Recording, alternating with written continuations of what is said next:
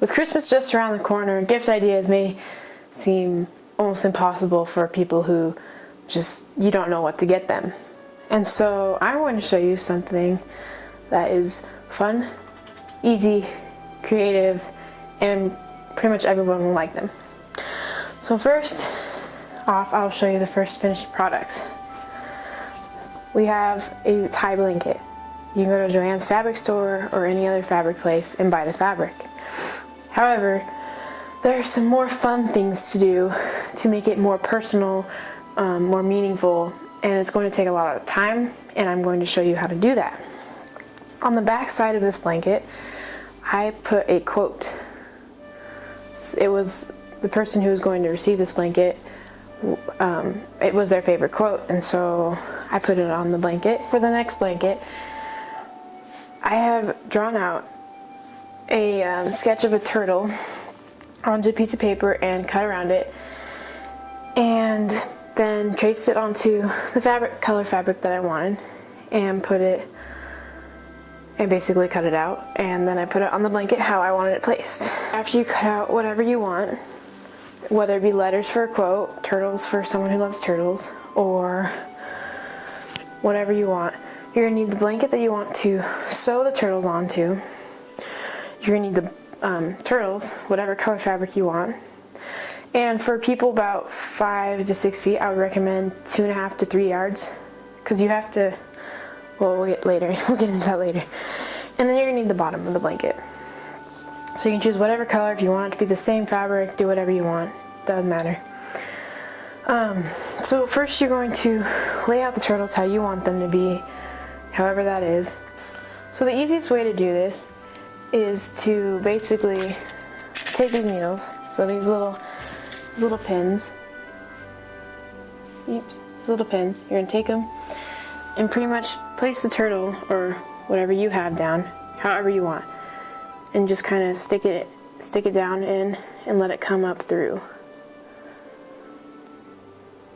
so that it stays in place. So when you're all finished, you can stretch it out however you want. Make sure that's how you want it. Now to the most fun part, if you like tying abnormally small knots that almost seem impossible if you don't have a long enough string. What you're going to want to do is make sure that both strings on each side is even, because if you don't, then it'll snag up under the blanket on the bottom and make it almost impossible to deal with without cutting the string and starting over. And when you start this, you're going to want to go up through both the blankets with the needle, like starting from underneath. Go up through the blanket and the turtle at the same time, and then you basically pull through until the string snags, unless, like this is an example of the string coming out. The knot was obviously not big enough, so I'm going to tie it more and then move on. So you're going to take the needle up through both the fabrics, and then when you're going down, you're going to want to go only down through the blanket and then pull tight. And when you're doing this, you want to make sure that the blanket's kind of flat and stuff, so because if it's all curved up and stuff, it might not look right almost. Another fact is that you don't really need to worry about cutting when you're cutting out the turtle. If it's all, messed up and stuff, there's not much you gotta worry about, because it'll look totally different when it's totally sewed down. And then if you look at the bottom, you can see all the stitching and stuff. So that's what it's supposed to look like. And so you continue to do that, up and down, up through both, down through one, until the turtle is finished. When you're finished, the words or turtle should look like this. So when you run your hands over, there's nothing. You go all along the insides. Make sure you get that, and on the outsides. I think the key thing here is to not get lazy. That's my main advice, is to not get lazy, because sometimes if you should be able to, see on these corners, make sure you get the corners, because if they can pull up, then you can almost lose all the string, and you don't want to have to start all over, do you? Okay, now once you finished sewing, you're going to see this edge and there's a hole in it, because that you're going to want to cut that off. So you're going to lay this blanket on top and then cut it right about there so that it is all even and you don't have to worry about any of the edges being really bad.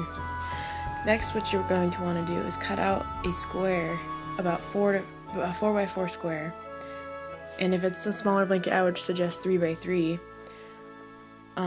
so that you can tie it, and then you're going to want to start cutting the strips, which will end up looking like this. They will also be about 4 inches in length, depending on what square you choose, so 4 to 3 inches. And then you basically just start tying them. And so they're going to be double knotted, so you just go in, just like tying a shoe almost, except without the loops. So double knot each one, and I'll show you just doing 3. Sometimes you're going to want to make sure that when you're tying them, that you tie them all the same, so that they, like, all the colors go onto one side, so it doesn't look weird, unless you like it being weird. And here's the final one. And so this could take time, so just remember, patience is key here. It's going to be a long time and you're going to get tired, I promise. Anyways, once it's finished, you want to make sure you pull all of them tight, make sure that they're all tied together, make sure that it's all even and however way you like it. So when you're finished, it'll look like this. The corners are going to bunch up a little bit, but when you're tying them, but at the finishing end, it looks pretty good. And so that is it.